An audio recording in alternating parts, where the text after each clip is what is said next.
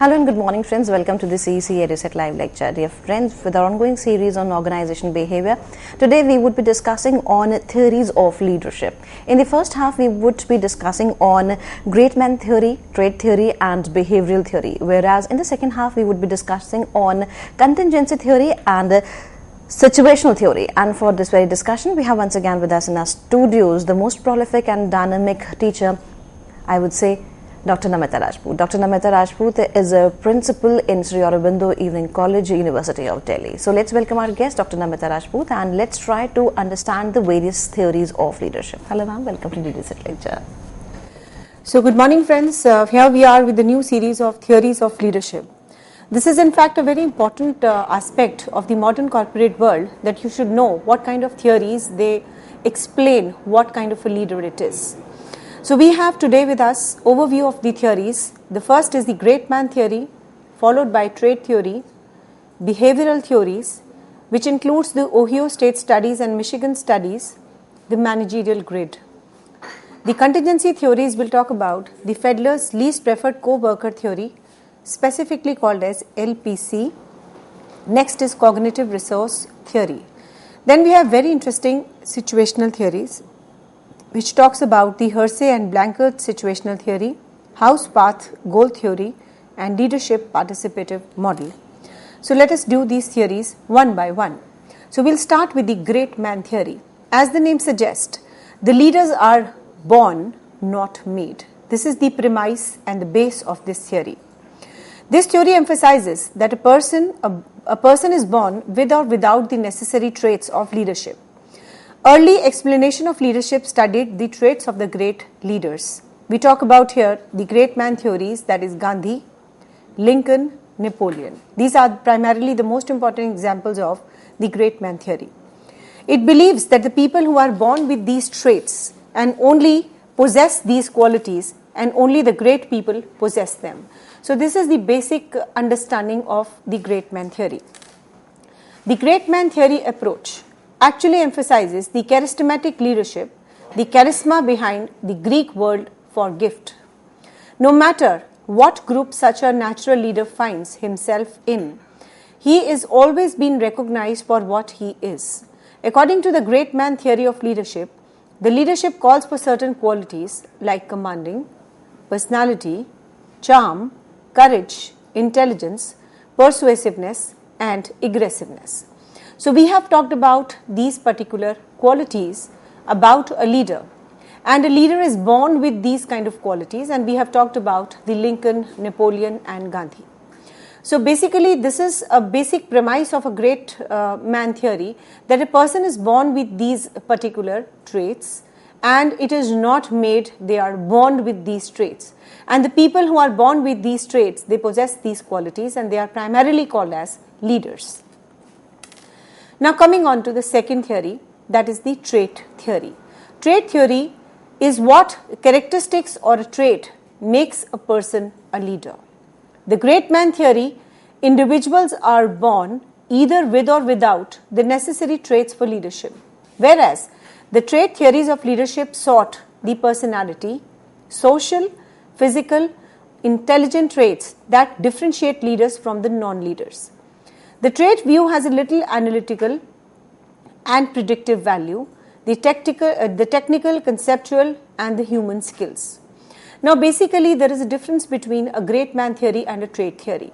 The great man theory has this assumption that an individual is born with these traits, whereas the trait theory is more analytical, more scientific, more predictive in nature. It says that a person who possesses these kind of qualities, like you talk about the conceptual skills, the human skills, which differentiates a leader from the non-leader. So there is a differentiation between the great man theory and the trait theory, is that they are not born, they are made here, and whereas the great man says they are born, not made, and the trait theory says that any individual who possesses these kind of qualities, the skills, the conceptual skills, the analytical skills, the human skills, they are called as leaders, and this is the basic reason which differentiates a leader with the non-leader. Now we'll discuss these traits one by one. The trait theories of leadership The theories that considers the personality, social, physical, and intellectual traits to differentiate the leaders from the non-leaders. Now let me talk about what the leadership traits are. First, ambition and energy. 2, desire to lead. 3, honesty and integrity. 4th, self-confidence. 5th, intelligence. And 6th, job-related knowledge. So here we have talked about more or less 6 or 7 qualities and the traits which a leader has. Although this kind of a list is not exhaustive, there are a number of other qualities also. When you talk about, in deep, the analytical and the human skills. But yes, these are the traits which the leader has, and these traits are only possessed by the leaders, not by the non-leaders, owing to which, on the basis of which, an individual is called as a leader, an individual is not called as a leader. The trait theory is based on the great man theory. The base is the great man theory itself, but it is more systematic in its analysis of the leader. Like the great man theory, this theory assumes that a leader personality traits are key to leadership skills. Now, what are these personality traits all about? The first, abilities. Second, personal traits. 3, motivators. So primarily, these are the 3 major categorization of the trait theory. Now let me explain what the abilities are all about. First, supervising ability. 2, intelligence. And last is initiative. So if the person has got these 3 types of abilities, we'll call as one of the trait of personality of a leader. Of course, there are certain personal traits also present in the trait theory, which states the self-assurance, the decisiveness, the femininity, maturity, and the working class affinity. So these are the personal traits of a leader, followed by the motivators. The motivators are the factor which motivates a leader to become a leader, like need for occupational achievement. That is, a person has got deep insight into it that he wants to be an achiever. He wants to achieve at any cost. So if this kind of inner sight is available, we would call that individual a leader, and he would also have the kind of a self-actualization followed by the power over others and high financial reward and the job security. So these are the motivators which will always push an individual to move towards the goal, to move towards the achievement, to achieve towards the path of development and the growth of an individual. For that reason, he will be called as a leader. So we have talked about certain traits which an individual possessing of which would call him as a leader. So first we talked about the abilities, the personal traits of an individual, followed by the motivators. The motivators are very important for an individual to move in the path or move on the path of the growth and development, because these are the factors which will push him towards the success. Now the traits of the leaders will let us have a discussion on the following aspects. First, intelligence, physical features, inner motivation, maturity, vision and foresightedness, acceptance of responsibility, open-mindedness, adaptability, self-confidence, human relation attitude, fairness and objectivity. So let me explain these concepts one by one. The first and the foremost trait of a leader is that he must be intelligent. Now intelligence can be by birth, it can be acquired also. If an individual is well read, if an individual is dynamic, if an individual talks about and keeps himself updated about what is happening around the dynamic environment, which is very important for the business, then he would be definitely called as an intelligence, and this is primarily the most important trait which the leader must have. Followed by the physical features. He should be physically fit in terms of his the strength of the work, his stress level he can take for the work, etc. Followed by the inner motivation. Now, as far as the inner motivation is concerned, some people are always, happy in the comfort zone. When you talk about the comfort zone, this is the best zone in the world, but this is the only zone where the individual will never grow. So, unless and until you have that inner motivation to achieve certain things, you will not be able to achieve the success. So primarily this is the first condition of an individual to be called as a leader, that he must have the inner motivation to move ahead on the path of the growth and development. Then he should be mature enough in terms of taking decision making, in terms of driving the institute, in terms of taking the organization forward. Unless and until he is mature, the decisions which he will take will also be immature, and of course ultimately he has to be, and eventually the organization will be a failure. So a leader is essentially has to have this kind of a trait, that is the maturity. Then the vision and foresightedness also play a vital role for a leader to be called as a leader, because unless and until he has a vision is the broader end goal which a person has to pursue, and all the efforts have to be directed towards achieving that kind of a vision. Foresightedness is of course the futuristic in nature. So these kind of comprehension and culminating of and collecting of all kind of knowledge, all kind of information, all kind of wisdom skills, and applying them for the achievement of these kind of goals and the ends of the organization is primarily called as foresightedness and the vision. Now there are certain people who do not accept the responsibility. They will always put the blame, and they are always, for the whole life they have a blame game and putting on the responsibilities to the others. So the leaders will always accept the responsibilities eventually, and will always fix the responsibilities, that this is my responsibilities, and overall the conclusion of the transactions will depend upon his taking of responsibility. A leader must have that sense of accepting and moving on the path of responsibilities as far as possible. Then of course the open-mindedness and adaptability are two prime star features of a leader. He has to be open-minded. He has to have a forum where all the people can talk freely to him. He should be accessible for others also, not a favored kind of a people or a favored kind of a class. So if he does that, of course people will not take him as a leader. A leader must listen to all people with an open mind, with an open comprehension, and must adapt as per the changing environment. And whatever are the changing taking place, he must incorporate into the corporate policies. And he should have this kind of a vision that trend should be your friend. Followed by self-confidence. The self-confidence is very important for a leader. If he does not have a self-confidence, he will always take shirky decisions, he will always take wrong decisions, and he will never be stable in his approach. So this is primarily most important for a leader, to have the self-confidence. That is, whatever decision he has taken, he should be affirmative in that, he should be firm in that, he should be good in that. Of course, followed by the human relation attitude.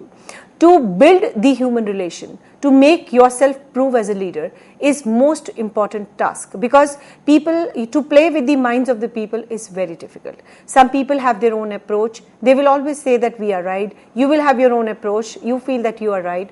But having an empathetic attitude, having a greater comprehension, having a wider comprehension, and taking the people advice and moving on, incorporating all these kind of advices so that people feel that yes, their voices are being heard is very important for a leader. Then of course he should be always fair and objective in his approach. Now as far as the fairness is concerned, he should not be unjust or taking narrow decisions. Primarily he should always take those kind of decisions which is going to give a benefit and a mileage to the larger section of the organization. Then of course he has to be objective, because objectivity is most important for the organization to run. If he is subjective in his approach, then of course people will not take him as a leader, and slowly he will lose his confidence, he will lose his power, and he will lose his leadership. Now let us discuss the traits and the skill differentiating leaders from the non-leaders. These are the traits and these are the skills which only the leaders have. First, adaptability to situations, alert to social environment, ambitious achievement orientation, assertive, cooperative, decisive, dependable, dominant, energetic, persistence, self-confidence, tolerance of stress, willingness to assume responsibility. These are the particular traits which we have already discussed. Now there are certain skills which is very important for a leader to pursue. The first and the foremost is the clever, that is the intelligent attitude and the intelligent skill. Then of course is the conceptually skill, that he should be conceptually correct in terms of what are the concepts, policies and the programs of the organization. He must be conceptually correct about these particular traits. Then he should be creative. Now, unless and until he's creative, he'll always be having a stereotype attitude towards the organization, which nowadays people do not like it. So he has to be innovative in his approach, he has to be very creative in his approach, and these kind of diplomatic and tactful skill into him, that is listening to all, enveloping all, taking together and let's go attitude, will definitely make a leader a better leader and will always be called as the leaders of today. Then he should be having a complete knowledge about the work, and unless and until he is having a complete knowledge about his work, he will not be able to make himself and prove himself to be a leader, because he has to outshine among the others. If he does not have that kind of knowledge and comprehension and wisdom, he will not be able to prove his leadership as far as the organization people are concerned. Then he should be persuasive in terms of he should be able to make people work, he should be able to make people agree on a particular conceptual issue and other issues of the organization. Then he should be socially skilled, that is, the people start liking that individual and he is called as a leader. When you talk about people, we talk about the organization as a whole, we talk about the organization in particular. So these are based on the Ralph Stoddel Handbook of Leadership, which is primarily globally accepted. It was a survey-based approach, and the literature shows way back in 1974. Although the list, when you talk about today, is more or less the same, but there are few paradigms which are added to it. But more or less, the base of the leadership traits and the skills are the same and is globally accepted. Now, there are certain limitations of the trait theories. Let us have a discussion on this. First, no universal trait that predict leadership in all situations. The trait predicts behavior better in weak than strong situations. Unclear evidence of cause and effect of relationship of leadership and traits.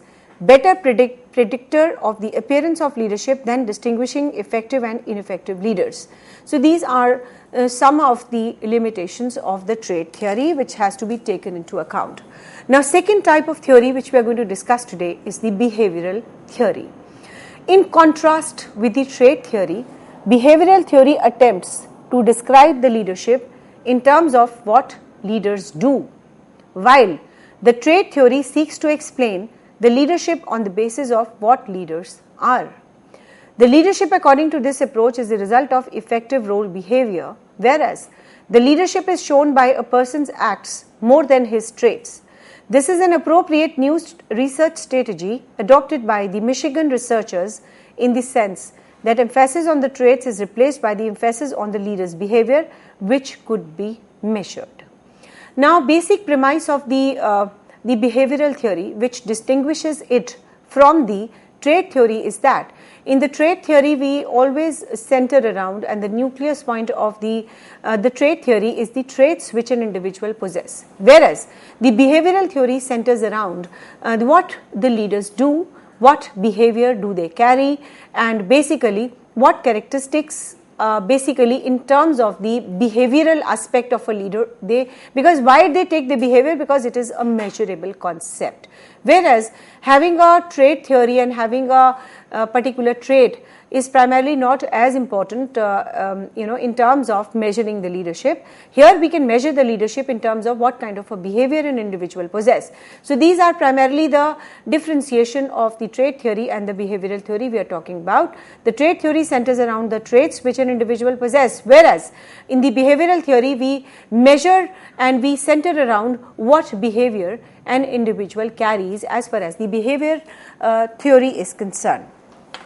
Now, the theory is proposing that specific behavior differentiate leaders from the non-leaders. First, the pattern of actions used by different individuals determines the leadership potential. For example, autocratic, democratic, laissez-faire, and next is Michigan studies, that is employee-centered versus task-centered. So here we have a long list of the behavioral theories. The behavior is basically what the leader does. If he is autocratic, that is he imposes his authority, he is democratic, or that is of the people, by the people, for the people approach. The laissez-faire, that is giving a complete freedom onto the subordinates and trusting on them. And of course, there are certain Michigan studies which will always be employee centered versus the task centered. So these are primarily the behavioral theories we'll talk about, the theories that attempt to isolate the behavior that differentiates the effective leaders from the ineffective leaders. Now see, which kind of leader is better? The autocratic leader is better, or a democratic leader is better, or a leader who is following the laissez-faire theory is better? Again, depends upon situation to situation, organization to organization. But eventually, we are interested in that the people follow that individual willfully. They have their heart and soul with them, and of course, there is no injustice onto them. If the leader is able to do that, he's a good leader. So by judging the behavior, we can tantamount on to a differentiation of who is a leader and who is a non-leader, in terms of who is an effective leader and who is an ineffective leader. So taking these bits forward, behavior studies focusing on identifying the critical behavioral determinants of the leadership that is in turn could be used to train the people to become leaders. So that means there is one premise here, that we can always make the leaders in terms of changing their behavior patterns, in terms of including their certain parameters onto their behavioral aspects, so that they become the effective leaders. Now the leadership behavioral studies, the Ohio State studies sought to identify independent dimensions of the leader behavior, that is initiating structure, and the second is consideration. The University of Michigan studies sought to identify the behavioral characteristics of the leader related to performance effectiveness, that is employee centered and production oriented. So we'll do these one by one. Now the Ohio State studies, that is initiating structure. The extent to which a leader is likely to define the structure, his or her role, and those subordinates in search of the goal attainment is called as the initiating structure, followed by the consideration, that is the extent to which a leader is likely to have the job relationship characteristics by the mutual trust, respect for subordinates, ideas, and regard for their feelings. So here we are talking about their considerable behavior, and we are talking about how effectively they are able to initiate the structure. Now we have two types of Michigan studies. One is focusing on the employee orientation, whereas the other is centering on the production orientation. Now first we'll discuss about the employee orientation. The emphasizing interpersonal relationship, taking a personal interest in the needs of the employees, and accepting the individual differences among the members. So this is a very most important technique which the University of Michigan has taken or done the survey onto it. It says that it is very important that we must understand the individual differences, and it should be employee oriented in terms of what individual characteristics an individual has, what kind of a behavioral differences the individual have, and we center around the employees. So the overall orientation is the employee orientation in this regard. Now we have another type of the Michigan studies which has been done by University of Michigan, that is the production oriented leader. The production oriented leader is one who emphasizes the technical or the task aspect of the job. So he gives more importance to the technicalities relating to a job. So if he does that, we call it the production orientation leader, and when he centers around the employee differences or all the aspects relating to the employees, we call it as the employee orientation.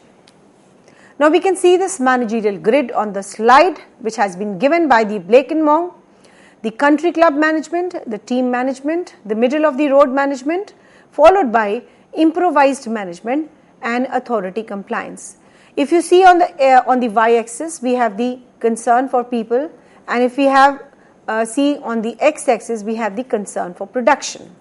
So again, if the orientation is for the people, it is employee orientation. If we have more emphasis on the production and the technicalities, we are having more towards the x-axis, that is the concern for the production, that is the compliance, improved production, then of course, and overall orientation is when you have a team management and you're able to have the maximum orientation and the focus on the interpersonal skills and the and of course the employee oriented matters. So if you give importance to the employee orientation and the employee matters, we call it as the employee orientation, and when you give importance and primarily on the production aspect, we call it as the production orientation.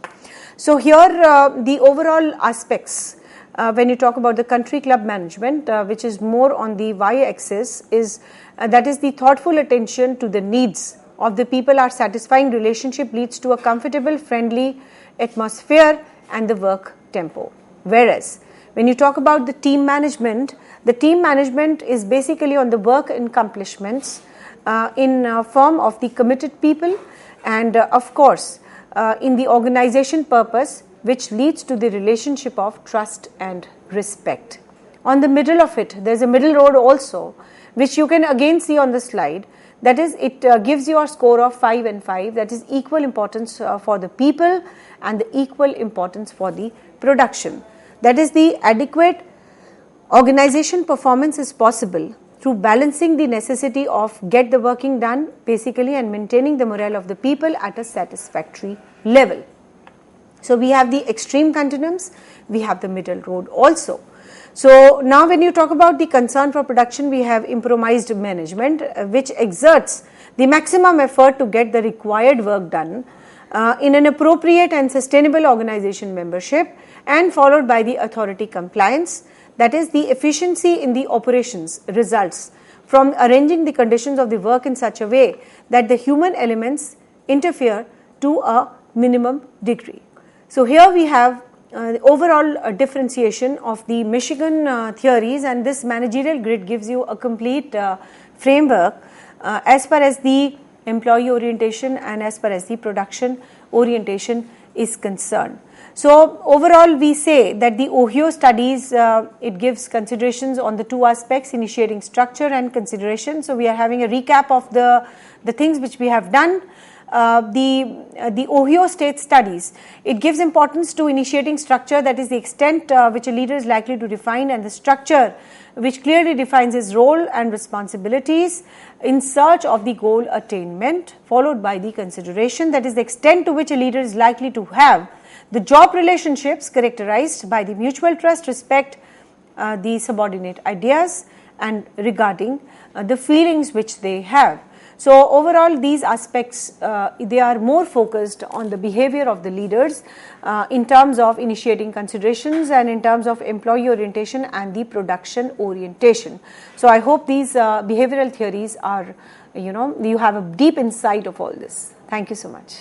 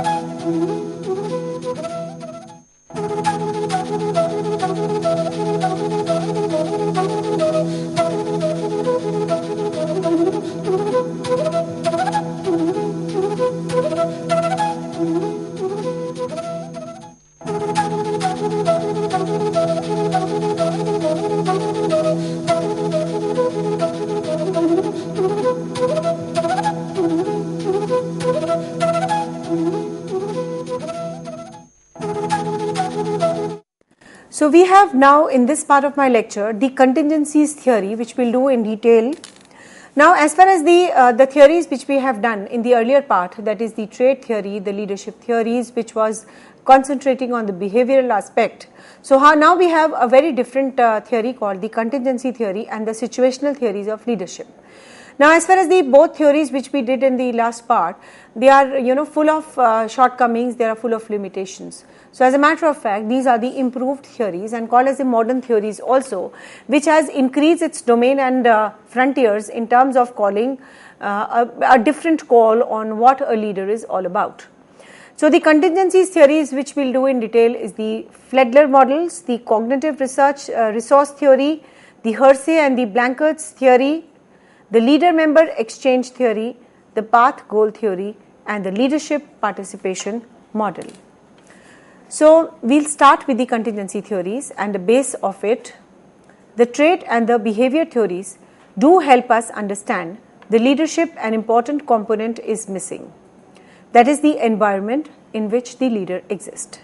The contingencies theories deal with this additional aspect of leadership effectiveness studies.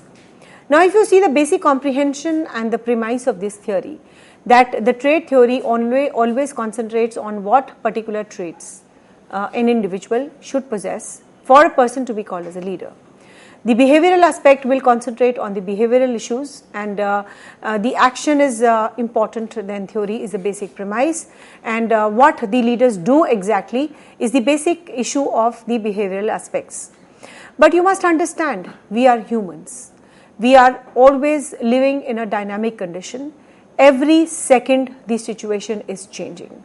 So under this dynamism, under this changing paradigm, under this kind of a ever-changing situation, a leader must include, when the definition of the leader is called and the take of the leader is taken, we must include these situations also.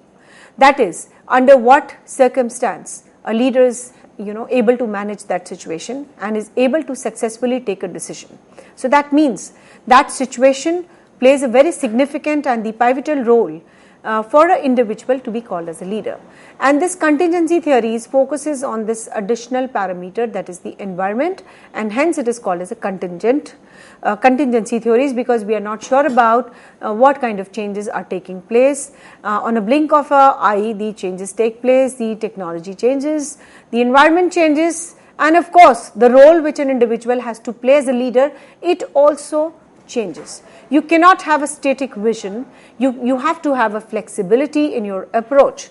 So followed by this, we are coming on to a very important model called the Fledler model.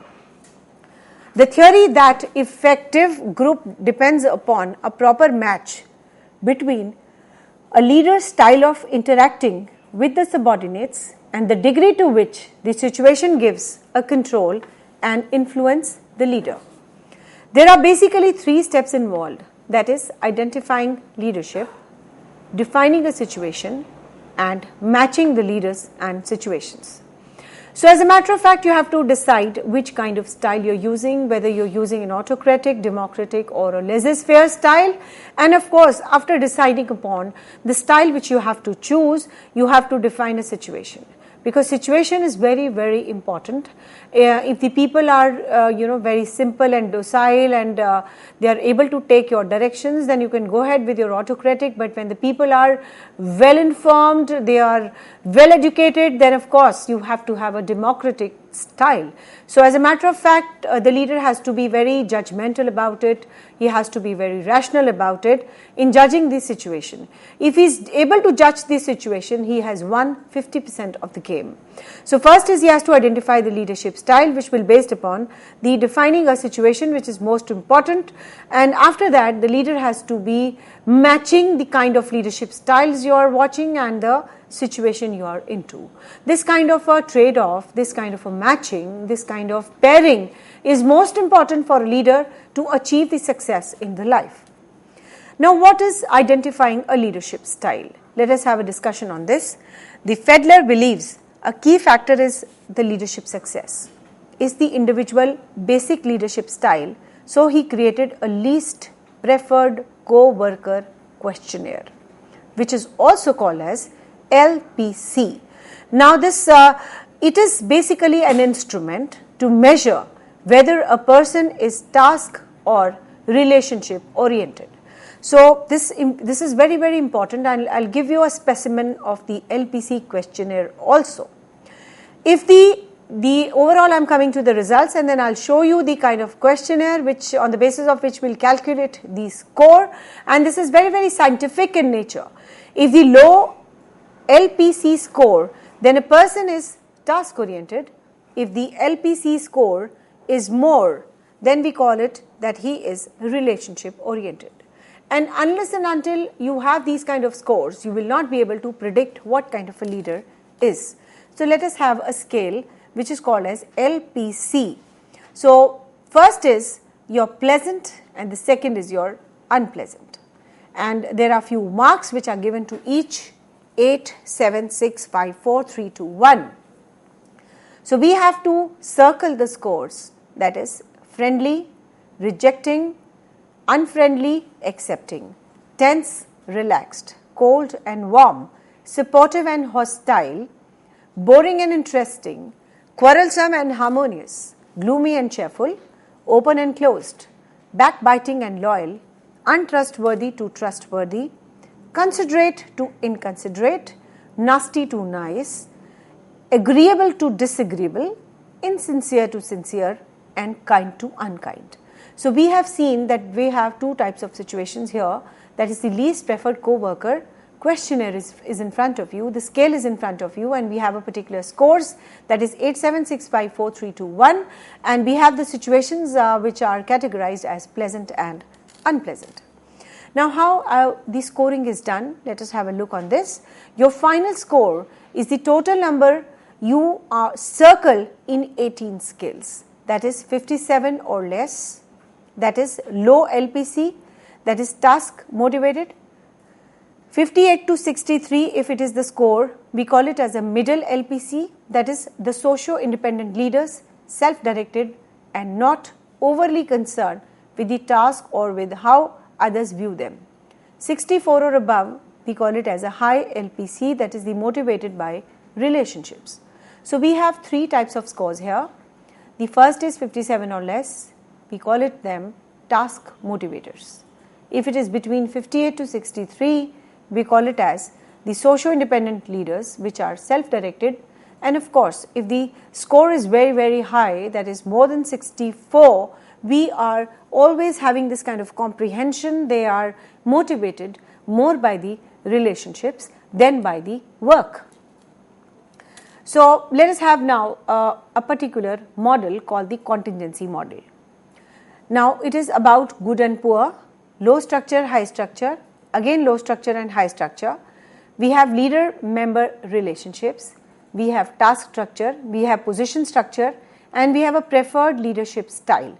So this particular grid is very important to understand which kind of a leader is important and which kind of a leader is not important, and analyzing the style and the kind of the leaders you have in the organization.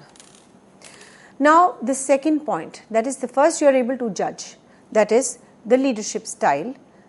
Basically we talked about the LPC, and the first thing which we have talked about, that is the identifying a leadership style, and the questionnaire which is called as LPC will be able to understand what kind of a leadership style do you use.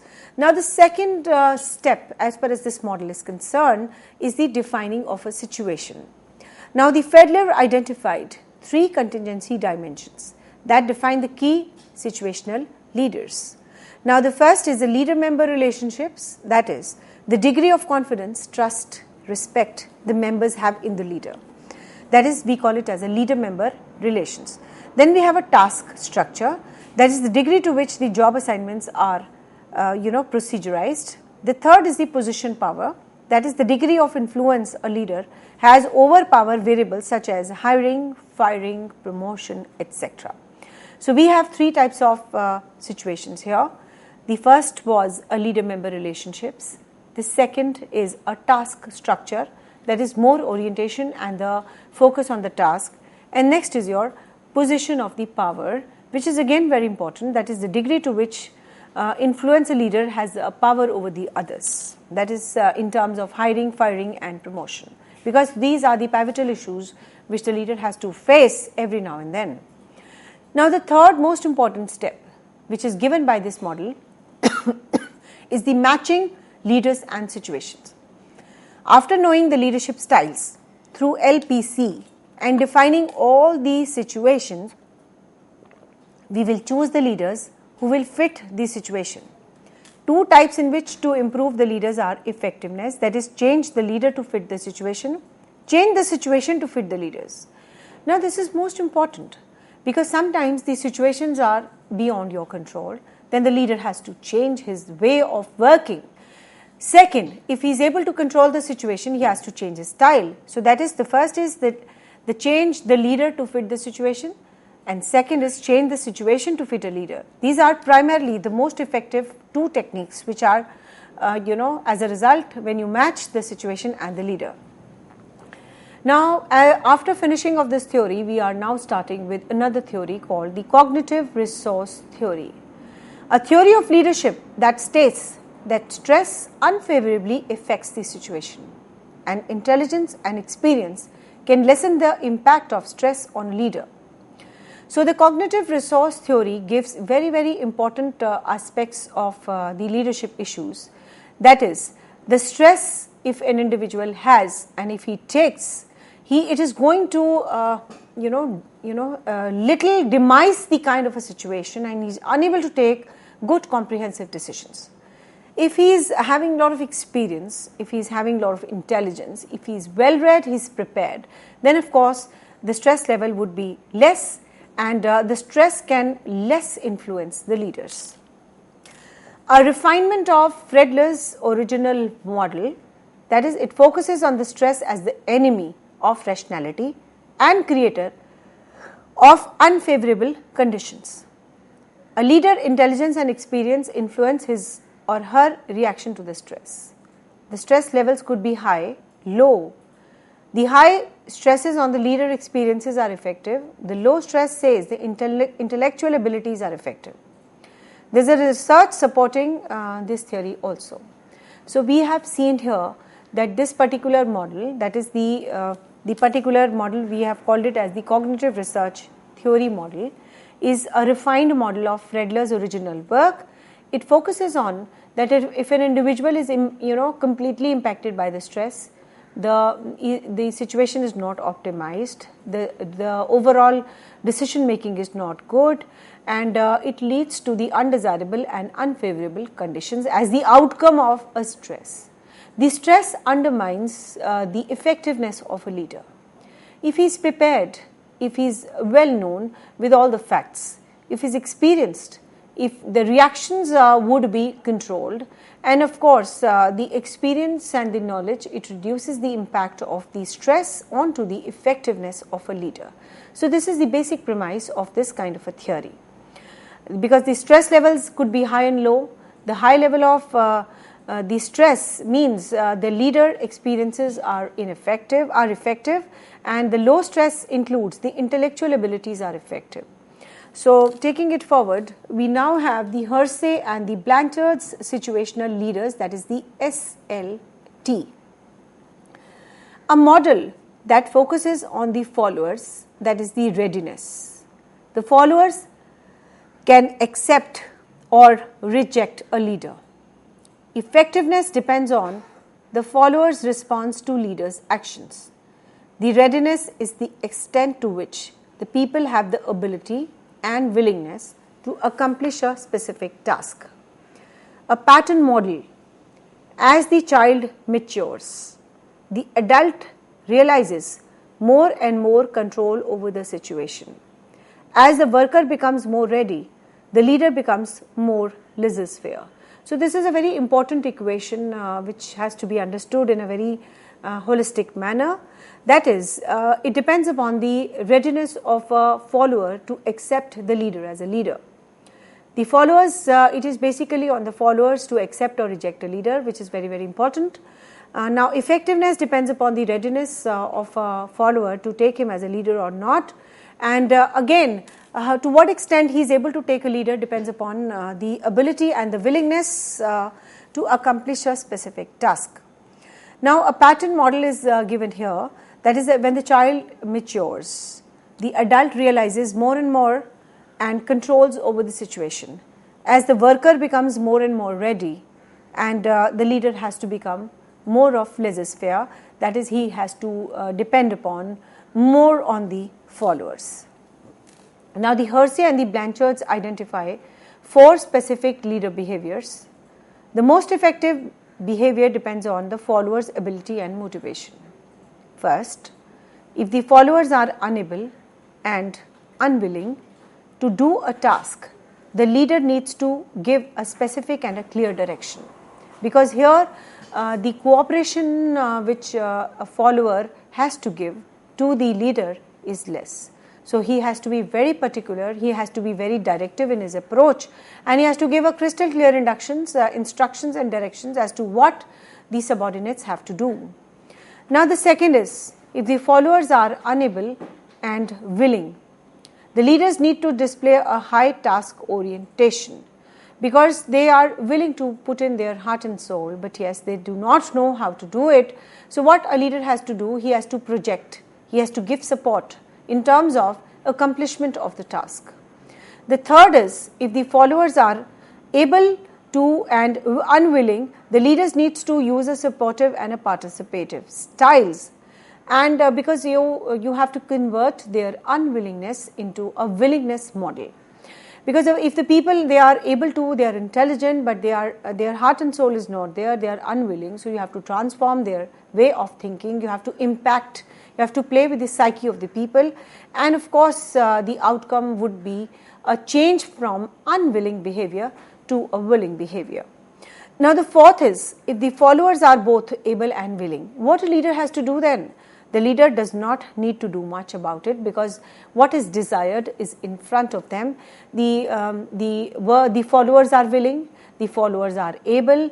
So the outcome of what the leader wants is in front of him. So he does not have to do much groundwork. The groundwork is required when either they are unwilling or they are not able to. So here it's in the fourth model, there's a complete matching of the willingness and the ableness. Now coming on to a situational leadership theory, which is an important landmark as far as the leadership theories are concerned. So here you can see a graph, that is a bell-shaped graph, that is delegating, participating, selling and telling. These are the 4 pillars of this theory, which says S1, S2, S3 and S4. So I'll start with what S1 is all about. S1 is provide specific instructions and closely supervise the performance is S1. S2 is selling, that is you have to explain the decisions and provide opportunities for clarifications. Followed by S3, that is you have to share the ideas and facilitates in decision making. And fourth is delegating, that is you have to turn over the responsibilities for decisions and implementations. So there are 4 types of situations which are explained here, which says situation 1, situation 2, situation 3 and situation 4. And if you see primarily the focus of all the situations, the role of a leader changes again as per the changing situations. Our next theory is about a leader-member exchange theory, that is LMX theory. Now here the leaders create in groups and out groups. And of course, the subordinates within the group status will have a higher performance ratings, less turnover, greater satisfaction with their superiors because they are within the group. Now, LMX premise is what? It says, because of the time pressures, leader form a special relationship with a very small group of followers, that is the in-group. Now, this in-group is trusted, gets more time, attention of the leader, and there are more exchanges which takes place here. All the other followers are in the out group and less of the leader's attention and tend to have a formal relationship with the leader, and of course the exchanges which takes place are fewer in nature. The next is the leaders pick group members early in the relationships. So here the leader member exchange theory is that here there is a a condition of the leader and basically the practice of a leader to make small groups. And the persons who are within that group is called as a in-group, and the persons who are in the in-group, they have a very cohesive relationship with the leader. What the leader wants, they are able to do it because there is a close interaction with them, with the leader and the members. Whatever are the queries, whatever are the problems are solved there and then, and primarily here the leader is more active compared to the out-groups. Now let us talk about what the out-groups are. The out-groups are also an essential part of the organization, but yes, the members here are not very active as far as interacting with the leader is concerned. So when they are less active, the exchanges are very less, and of course the turnover rate, the confusion rate, the ambiguities, and there is a loss of all these things. So basically when the leader wants more accomplishments, more objectivity, more quickly achieving the objectives, so the final solutions which the leaders call is to form the in-groups. And if the overall path is very high, very long, then of course there's a combination of the in-groups and the out-groups.